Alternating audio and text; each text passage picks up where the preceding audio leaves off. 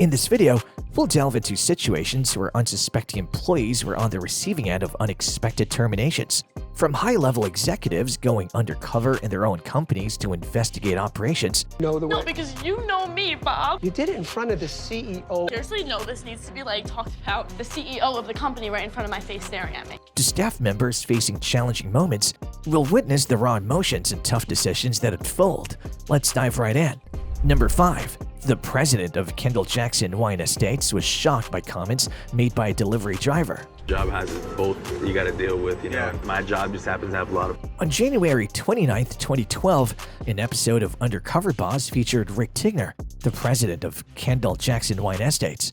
The stage was set for an eye-opening experience as Rick embarked on his undercover journey. Drivers are lazy or do this or do that. They're just work associates. And after a 16-hour day, they tell you this. At his new job, Rick was paired with Renee, a truck driver who seemed to have had enough of his job and consistently complained about many different things. At the end of the day, customer service is having that truck empty because there's nothing better than knowing that you could just get there, turn off your truck and clock out and go home. But then you got those days like call one of the girls in the office like, look, this guy takes the sweet-ass time every single day. Just like, okay, yeah, no worries. Okay, 40 minutes into it. And here comes this guy with a smile on his face like, hey, dude, what took you so long? He's like, oh, you shut up. I'm like, I already called the company and told him you're... Renee had clearly grown tired of the work he had to do and expressed his hatred for his job through constant rants. While working alongside Rick, Renee unleashed a torrent of complaints about the laborious nature of his duties and the frustration he felt towards store managers' perceived laziness regarding timely deliveries. His candid views on coworkers, or the lack thereof, showcased his disdain for those he saw as indifferent and unhelpful. As the day wore on, Rick became increasingly worn out by Renee's unrelenting negativity.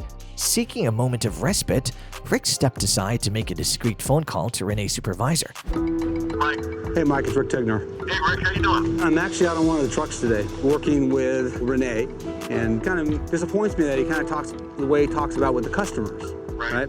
If he has not used 50 times, I'd be shocked.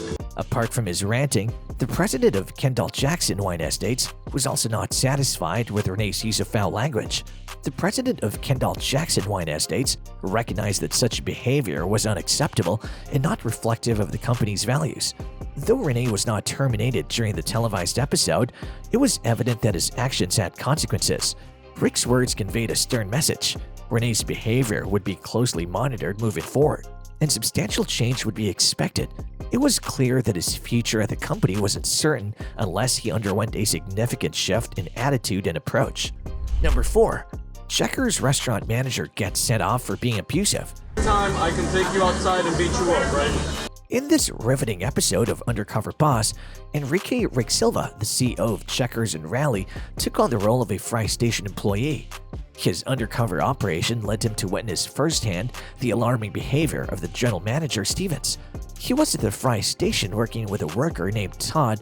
Hearing the general manager barking orders. Todd, sir, I need you to drop what you're doing. I need you to take some trash out. And then I heard it. When the manager in charge, Stevens, warned Todd to stop talking to him and keep quiet. To Rick's dismay, Stevens even threatened Todd with physical harm for not meeting his expectations. Appalled by what he saw, Rick felt compelled to approach Todd, seeking confirmation of the manager's appalling actions. Unfortunately, Todd's response only confirmed the manager's rudeness and lack of respect towards the staff. Determined to address the issue, Rick courageously confronted the arrogant manager, Steve, about his despicable behavior. I don't think I was disrespectful. To Rick's surprise, Steve offered no apologies and staunchly defended his harsh approach, asserting that only those who could endure it belonged to the company. Rick, however, made a heartfelt attempt to reason with the manager, sharing his vision of creating a positive and joyful work environment. Despite Rick's efforts, Steve remained dismissive and even questioned Rick's expertise in the restaurant industry. Have you been in the fast food business before? No, I haven't. As the tension peaked, Rick could no longer conceal his true identity as the CEO. I'm CEO for this company. Faced with Steve's unapologetic demeanor, Rick made a pivotal decision. He chose to close the restaurant. Right here, right now, we're going to shut the restaurant down. This bold move was driven by the realization that a significant management change was urgently needed to ensure a respectful and nurturing workplace culture. Number 3. a Hooter manager was reprimanded by his undercover boss. There's lines that you don't cross. Kobe Brooks, the president and CEO of Hooters, embarked on an undercover mission within his own company. But little did he know that keeping up in the bustling restaurant would prove to be quite the challenge. As he delved into the day-to-day operations, a shocking revelation unfolded before him, leaving him taken aback. While working on marketing tasks with 2 female employees, he discovered that many Americans viewed Hooters differently, perceiving it as anything but a family-friendly establishment. To his surprise, they believed the franchise was degrading to women, which hit close to home for Kobe, as he personally experienced why some customers might not consider it a female-friendly place. Or so they start being cut. You make less tips as the restaurant. During his covert investigation, the undercover boss was not only faced with the challenges of running the restaurant, but also stumbled upon a disturbing situation involving the restaurant manager Jimbo. It became evident that Jimbo mistreated and stereotyped his personnel. Finishes her plate of beans, we'll go home. You cannot use your hands, okay? So, go! Oh, get some of that. Come on, girl, who wants to go home? Forcing them into absurd and humiliating competitions for his amusement.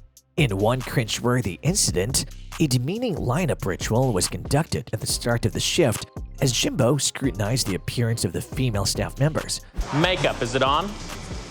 Yes. She looks like a Hollywood starlet. Yes. Right? Okay, that's what we're looking for. Witnessing these actions left the undercover boss deeply disturbed.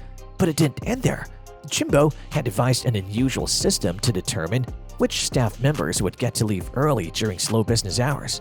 Come on, girl, who wants to go home? The lucky worker who emerged victorious had won a competition that involved eating beans without using their hands. Such practices were against everything Kobe believed in, and he knew he had to take immediate action. Summoning Jimbo for a conversation, the CEO reminded him firmly that such inappropriate behavior would not be tolerated. There's no way that your entire staff is made up.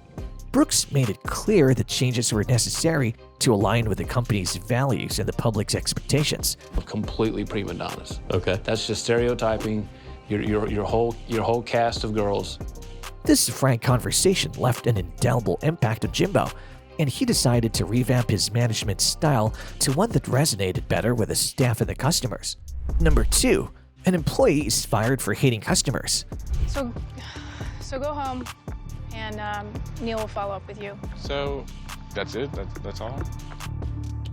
In this episode of Undercover Boss, the chief brand officer of Boston Market, Sarah Bittorf, receives a crucial assignment from the CEO to conduct an undercover evaluation of the staff, identify areas for improvement, and address them promptly.